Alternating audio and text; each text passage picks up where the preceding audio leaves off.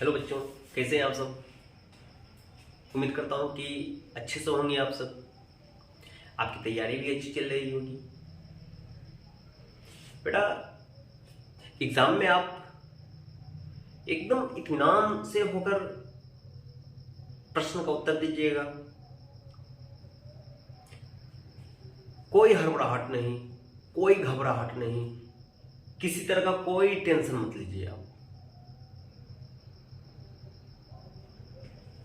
आज हम फिर क्लास 12 के लिए केमिस्ट्री का 10 ऑब्जेक्टिव क्वेश्चन लेकर आया हूं। इस वीडियो को आप पूरा देखिए। अगर आप पहली बार देख रहे हैं वीडियो तो चैनल को सब्सक्राइब कीजिए, अपने दोस्तों के पास शेयर कीजिए इस वीडियो को, और आप ही पूरा देखिए। शुरू करते हैं आज का पहला प्रश्न। पहला क्वेश्चन है, सोडियम कार्बोनेट के 0.2 m कैपिटल एम है यानी मोलर विलयन के 500 ml बनाने के लिए उपयुक्त मात्रा है। तो मोलर बराबर होता है विलय का भार बटे विलय का अणु भार इंटू विलायक का आयतन। अगर आयतन ml में है तो यहां पे 1000 से हम गुणा कर देंगे। अब यहां पर विलय का अणु भार हमें ज्ञात नहीं है, तो विलय का अणु भार ज्ञात करेंगे। विलय पदार्थ क्या है अपना? Sodium carbonate. तो सोडियम का 23 होता है, 2 बार है, प्लस 12 प्लस 16 गुणे 3 यानी कि 23 गुना 46 और 48 है ये 12 60 यानी कुल 106 हो गया। अब यहां पे 106 मान रखते हैं हम।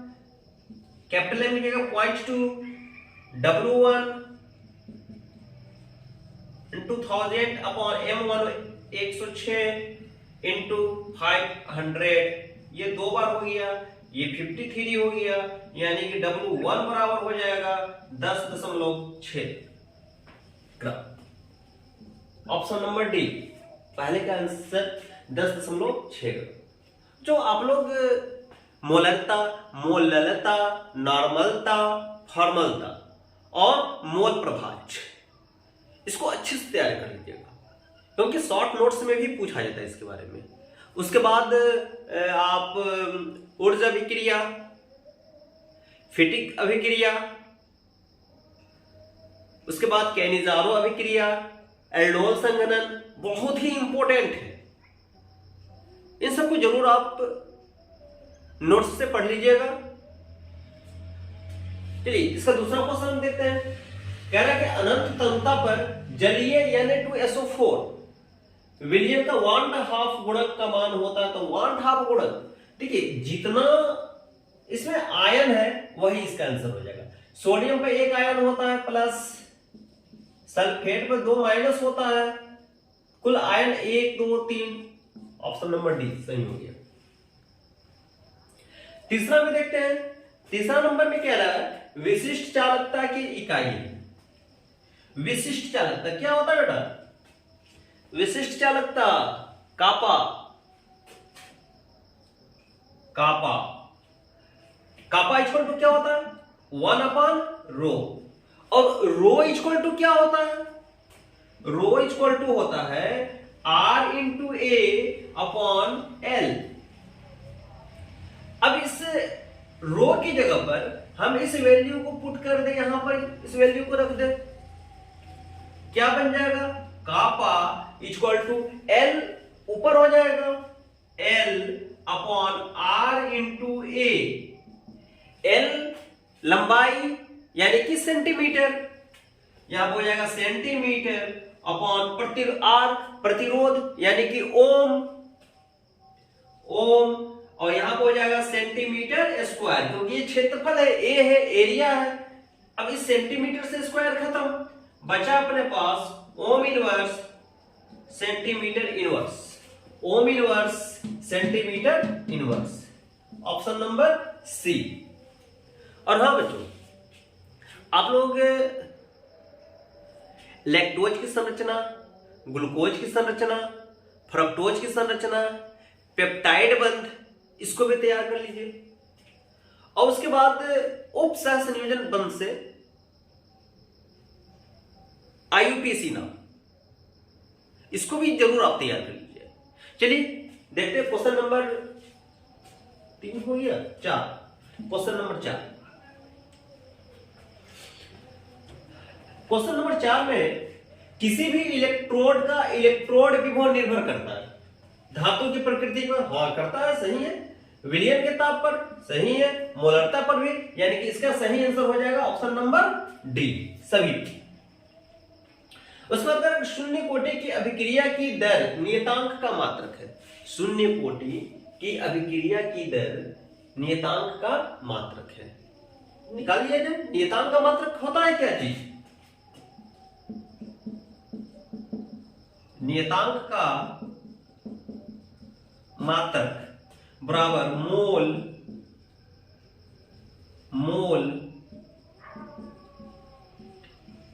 Litre inverse 1 minus n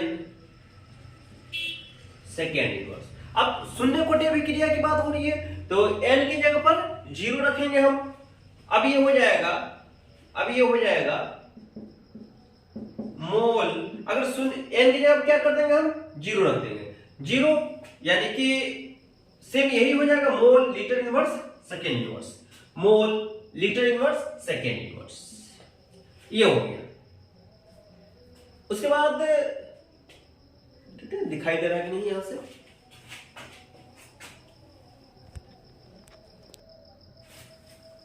question number 6 दिखाई दे रहा होगा, पहले दिखाई नहीं दे रहा। हाँ, क्वेश्चन नंबर 6 में कह रहा है एक शून्य कोटि की अभिक्रिया A plus B Egypt C के लिए वेग दर है।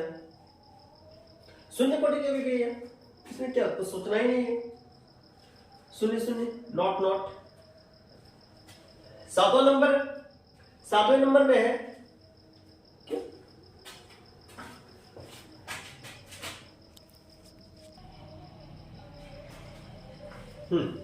Question number 7। क्वेश्चन नंबर 7 में है रंगहीन आयन है। तो रंगहीन आयन कौन हो सकता है? रंगहीन यानी कि जिसके कक्षक पूरे भरे हुए हो। अगर एक भी फ्री इलेक्ट्रॉन हुआ तो वो क्या हो जाएगा? रंगीन हो जाएगा। लेकिन अगर फ्री इलेक्ट्रॉन नहीं है तो वो क्या हो जाएगा? रंगहीन है। तो इसको तो हम ऑप्शन से देखेंगे। अगर कॉपर का परमाणु संख्या कितना होता है? 29। 1 प्लस है यानी कि कितना हो जाएगा? 28। इसका इलेक्ट्रॉनिक विन्यास क्या हो जाएगा? आर्गन 3d10 18 10 28 हो गया। यहां पर D में कुल 5 डब्बे बनेंगे। 1 2 3 4 5। एक में 2 इलेक्ट्रॉन रहते हैं। 1 2 3 4 5 6 7 8 9 10। यानी कि ये क्या हो गया? ये तो रंगहीन हो गया। ये रंगहीन हो गया। क्यों रंगहीन हुआ? क्योंकि सभी इलेक्ट्रॉन पेयर हैं, सभी इलेक्ट्रॉन युग्म बनाए हुए हैं, इसलिए यह क्या हो गया? रंगहीन हो गया। अगर इसमें से कोई भी फ्री इलेक्ट्रॉन होता तब वो क्या हो जाता? रंगीन हो जाता। जैसे इसका देख लेते हैं, कॉपर 2 प्लस है, कॉपर 2 प्लस यानी कि ये इसका हो जाएगा 27। 28 29 होता है कॉपर का, 29 कॉपर का होता है। 2 प्लस है यानी 2 इलेक्ट्रॉन उसने त्याग दिया, हो जाएगा 27। और 27 का हो जाएगा आर्गन 3d9 यानी कि 18 और 9 27। यानी कि इस 9 इलेक्ट्रॉन को हमको 5 डब्बे में भरना पड़ेगा। तो अब ये हो जाएगा 1 2 3 4 5 6 7 8 9। एक इलेक्ट्रॉन फ्री बच गया। इस वजह से क्या हो जाएगा? ये रंगीन हो जाएगा। उसी तरह से यह भी रंगीन होगा, यह भी रंगीन होगा। और इसका सही आंसर क्या हो जाएगा? कॉपर, जो कि रंगहीन है, जो कलरलेस है, रंगहीन है। 8वां नंबर क्वेश्चन। 8वें नंबर क्वेश्चन में है ये दे दिया है आपको उपसहसन यूनिट की होगी। और इसमें कह रहा है कोबाल्ट की ऑक्सीकरण अवस्था है, कोबाल्ट की पूछ रहा है, इसको हम X मान ले, प्लस अमोनिया का कितना होता है 0, यहां पर हम 5 गुणे 0 प्लस क्लोरीन का -1, तो इस प्लस को हम माइनस कर दें, -1 प्लस Cl2 दो बार है क्लोरीन, 2 इंटू -1, इस टोटल पर कोई चार्ज नहीं है, कोई चार्ज नहीं टोटल पर, इक्वल टू 0, कुछ नहीं है। अब ये हो जाएगा x, ये तो पूरा 0 बन गया, -1 और plus minus minus 2 equal to 0, यानी कि x बराबर हो जाएगा ये -1 -2 -3 हो गया, इससे हट जाएगा तो +3, यानी कि इसका सही आंसर हो जाएगा option number C, option number C. और बच्चों आप जो प्रथम कोटि की अभिक्रिया और शून्य कोटि की अभिक्रिया है, बहुत ही आसान चैप्टर है, बहुत ही इंटरेस्टेड है ये पॉइंट, यह टॉपिक, इसको आप तैयार कर लीजिए, जो मैं नोट्स बनवाया हूं उससे आप तैयार कर लीजिए। आपका अगर वहां से क्वेश्चन पूछ दिया तो आसान से हो जाएगा, बहुत ही इंटरेस्टेड टॉपिक है वो। चलिए अगला क्वेश्चन देखते हैं। लुईकास अभिकर्मक है, याद कीजिए लुईकास अभिकर्मक, सांद्र HCl प्लस निर्जल ZnCl2, कहां यूज होता है लुईकास अभिकर्मक, याद है 1 डिग्री 2 डिग्री 3 डिग्री अल्कोहल को जांचने के लिए। चलिए विटामिन B1 का रासायनिक नाम है, शुरू से पढ़ते हैं, थायमीन। तो ये आज आपका 10 क्वेश्चन हो गया, कल फिर हम 10 क्वेश्चन लेकर आएंगे, ऑब्जेक्टिव क्वेश्चन ही। और आप लोग पेपर बहुत ही अच्छे से दीजिए, आप ये समझिए कि आपके 1 साल का ये मेहनत है, और मुझे उम्मीद भी है आप पर कि आप लोग बहुत अच्छा करेंगे। जय हिंद।